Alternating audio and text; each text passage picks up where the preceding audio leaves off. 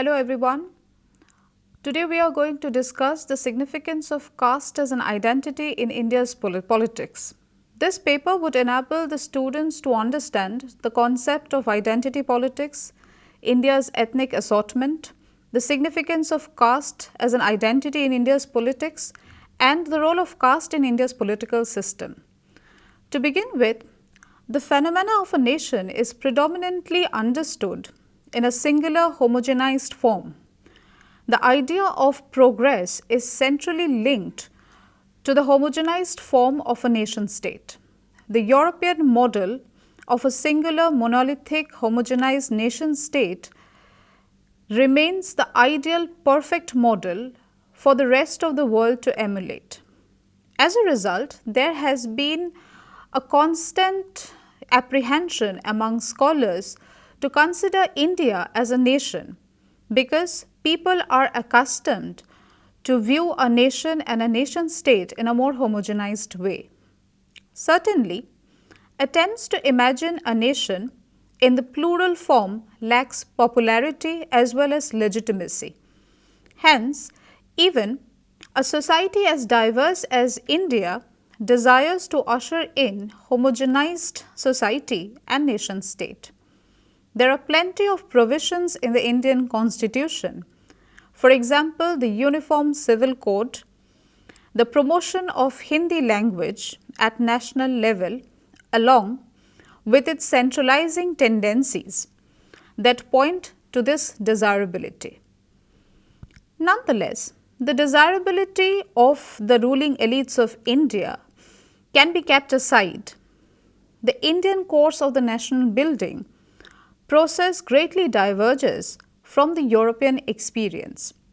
In Europe, the present form of nation state was achieved at the cost of brutal elimination of diversity and plurality. On the contrary, the maxims of unity in diversity and diversity in unity have been the guiding principles in the Indian state for conducting the nation building process since its inception. A political process that resulted not only in strengthening the federal character of the country, but also in making pluralism, diversity and democracy essential features of India's nationhood, along with the functioning of India as a multi-ethnic nation state.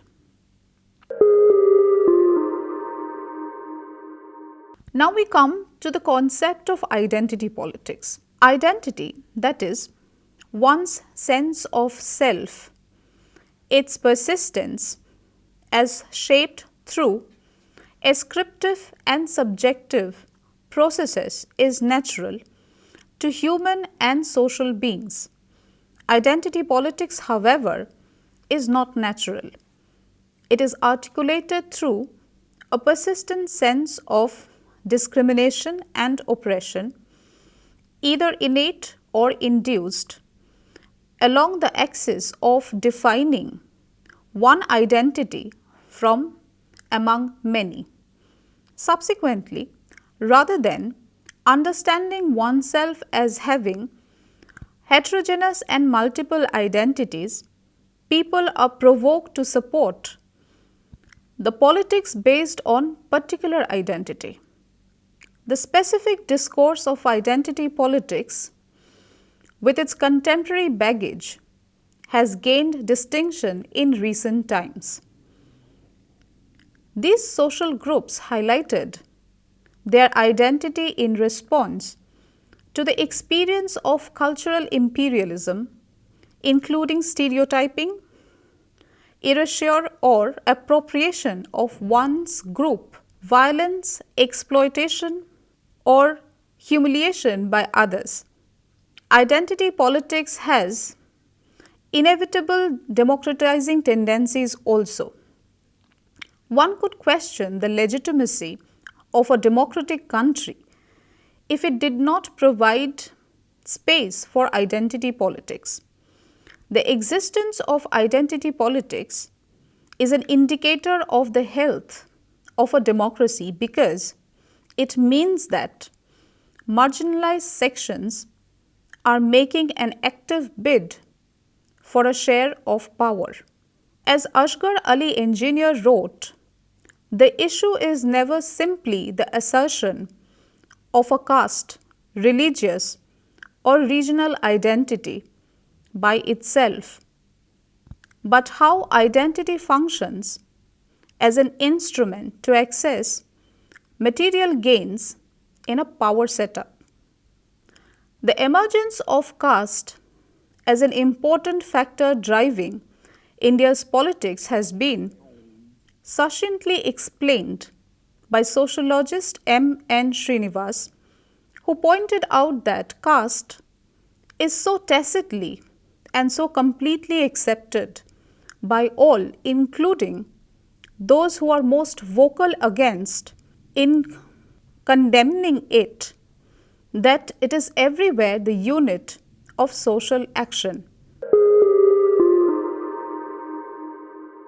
Now we come to an understanding of India's ethnic assortment.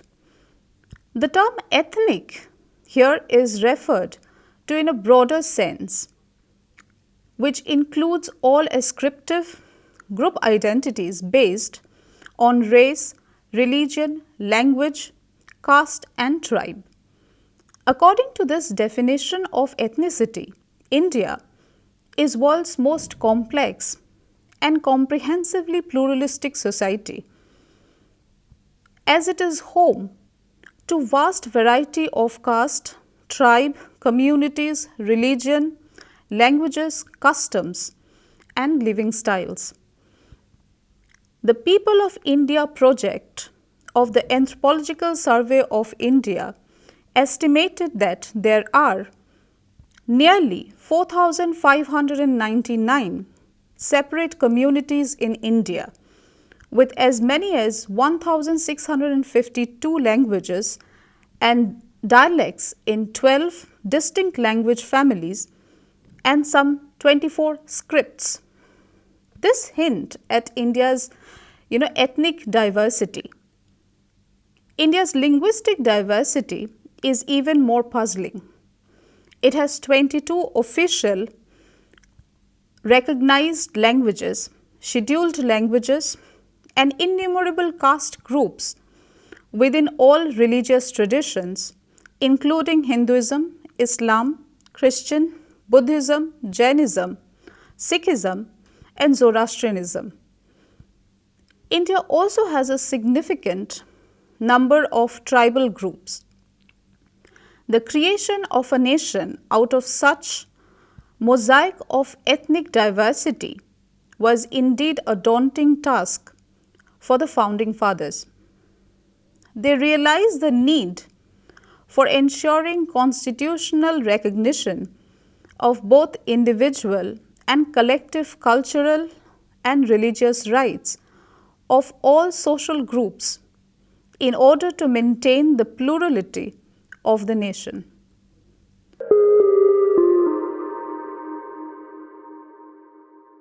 Now we come to our discussion of caste as a significant factor in India's identity politics.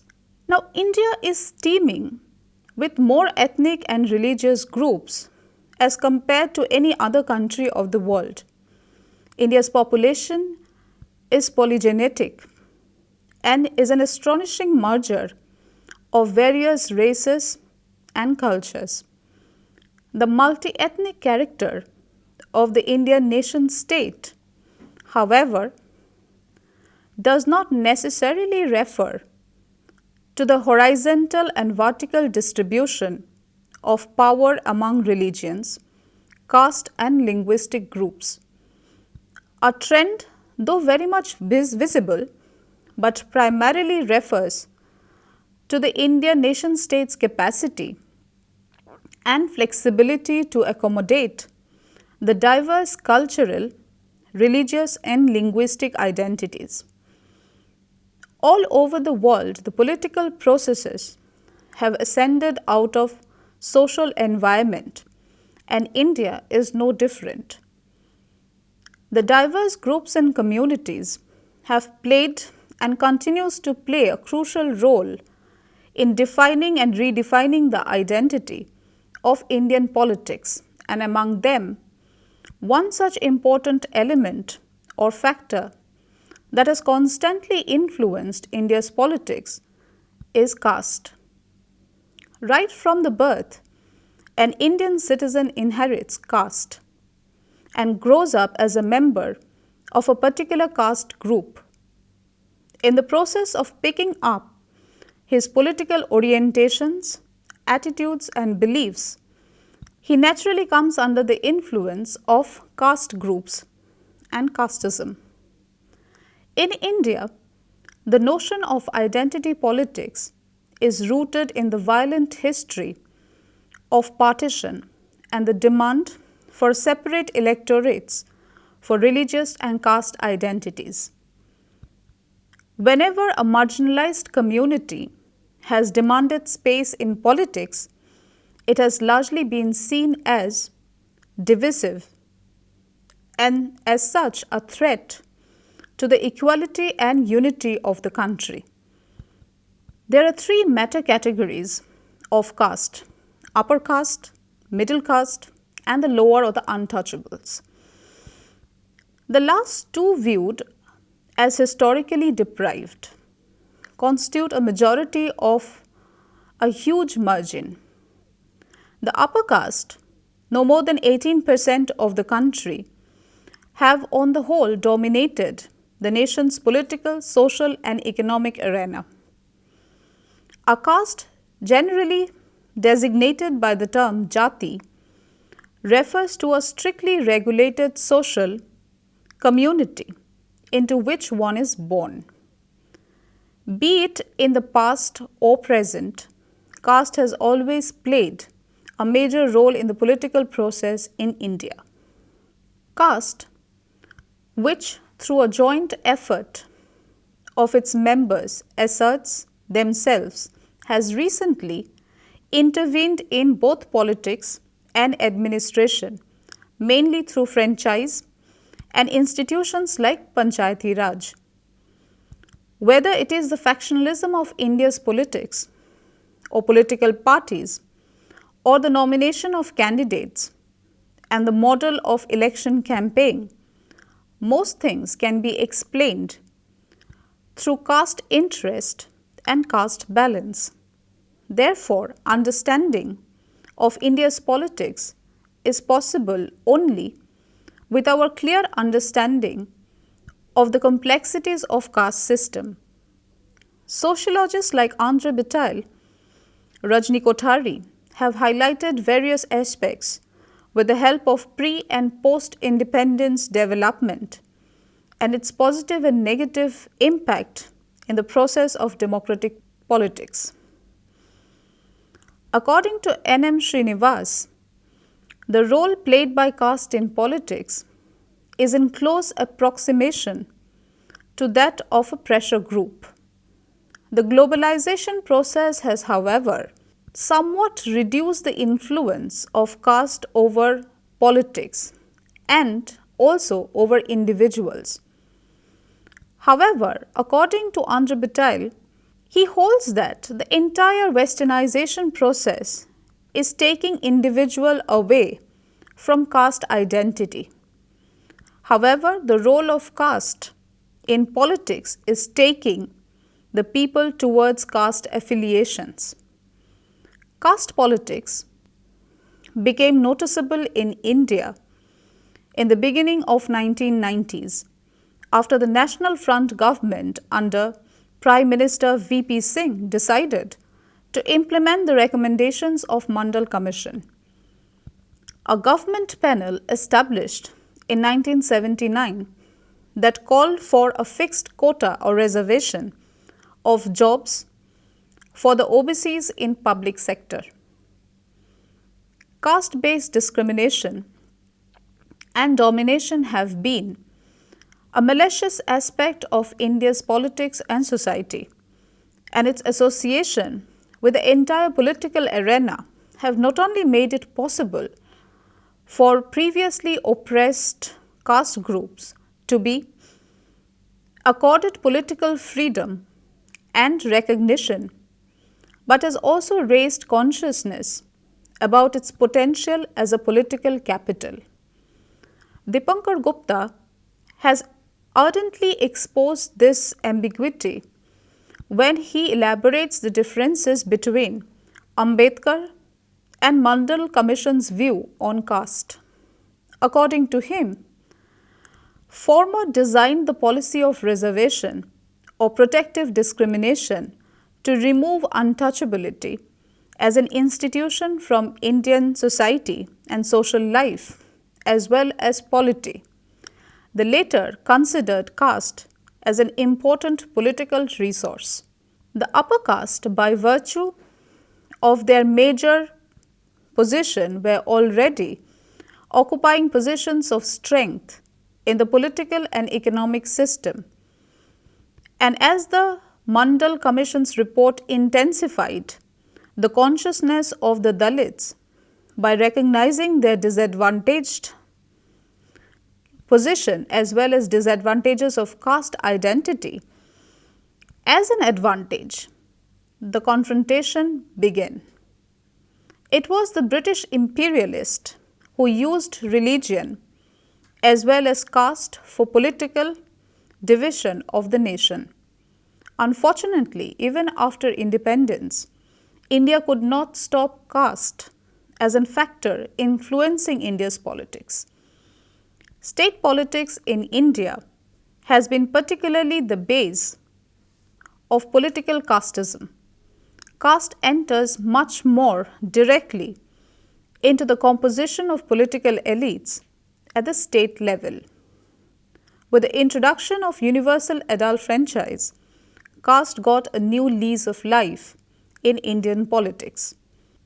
A striking feature of Indian democratic experiment has been the increasing use of reservation to achieve greater social equality and equality of opportunity for all the population of the country.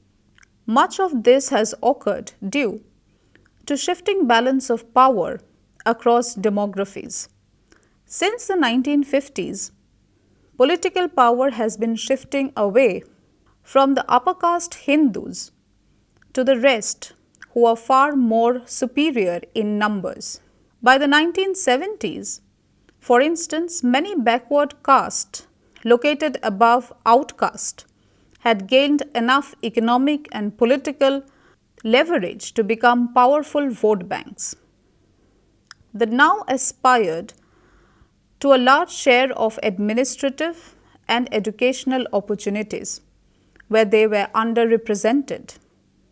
Some of the largest and best organized backward castes are the Yadavs in Uttar Pradesh and Bihar, Jats in Haryana and Punjab, Marathas in Maharashtra, etc.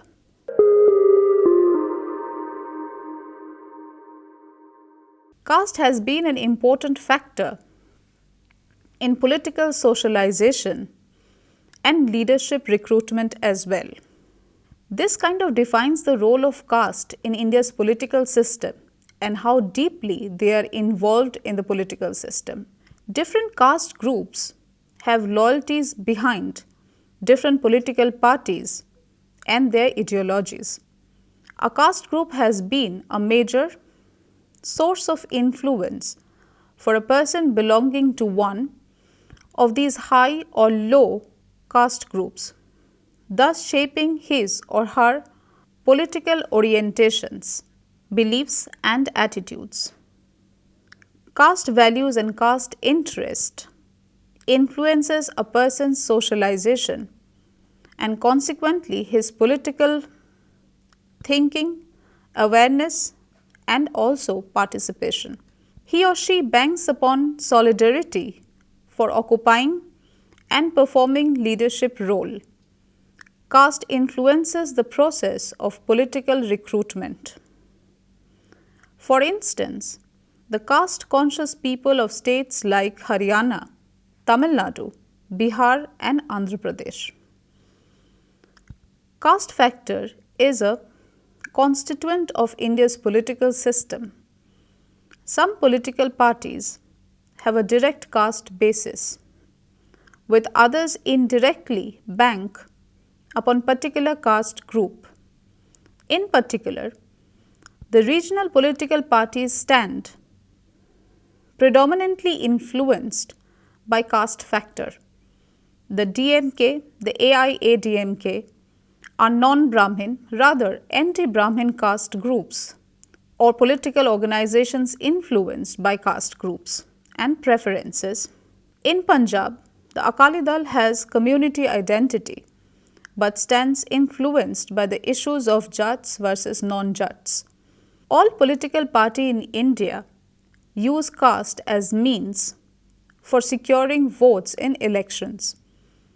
While the BSP banks upon the support of scheduled caste, the BJP largely banks upon the popularity among the high caste, Hindus and the trading community. The caste factor is an important factor in the electoral process in India. All political parties give weightage to the caste in selecting their candidates, in allocating constituencies to their candidates, and in canvassing support for their nominees in the election. In the constituencies predominant by Muslims, Muslim candidates are fielded, and in areas predominated by Jat candidates are fielded. Even a broadly secularist party like the Congress, the Janata Dal, the CPI and the CPM take into consideration the caste factor in selecting their candidates. In the election campaigns, votes are demanded in the name of caste. Caste groups are tapped for committed support. N.D. Palmer observes that caste considerations are given great weight in the selection of candidates and in the appeal to voters during electoral campaigns. In election, caste acts as the most important motivational factor. To conclude our discussion on the significance of caste in India's identity politics, caste acts as both a divisive as well as a cohesive force in the Indian politics. It provides a basis for the emergence of several interest groups in the Indian system, each of which competes with every other group in the struggle for power. At times, it leads to unhealthy struggle for power and acts as a divisive force. However, it is also a source of unity among the members of various groups and acts as a cohesive factor. Role of caste in Indian politics. Prior to the universal adult franchise, it was mostly the individuals from the higher caste who were politically active. However, the franchise system in India brought in the importance of number. Those who were placed in the lower rungs of the society got an opportunity to assert themselves by using their numerical strength. In many parts of India, caste associations have emerged with the aim of pursuing not only social status and economic prowess, but also political power as well. Most of the political parties have had to consider the welfare and development of lower caste because of their numerical strength in electoral politics in India.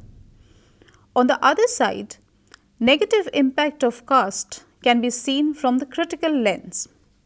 Like religion, some politicians use the issue of caste to divide people.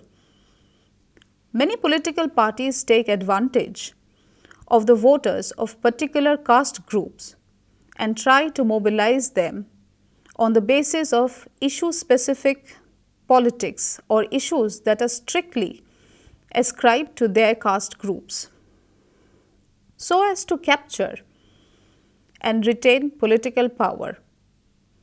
Politicians have also managed to divert the attention of its voters from the issue relating to economic development and employment by engaging them in caste-related issues.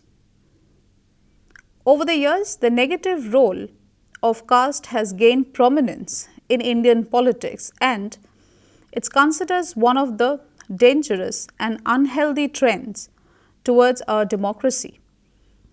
More importantly, on inclusive development. In political terms, caste has a basic role in the decision-making process that even the process of reorganization of state in India had to struggle with, so that no caste group can dominate a particular territory.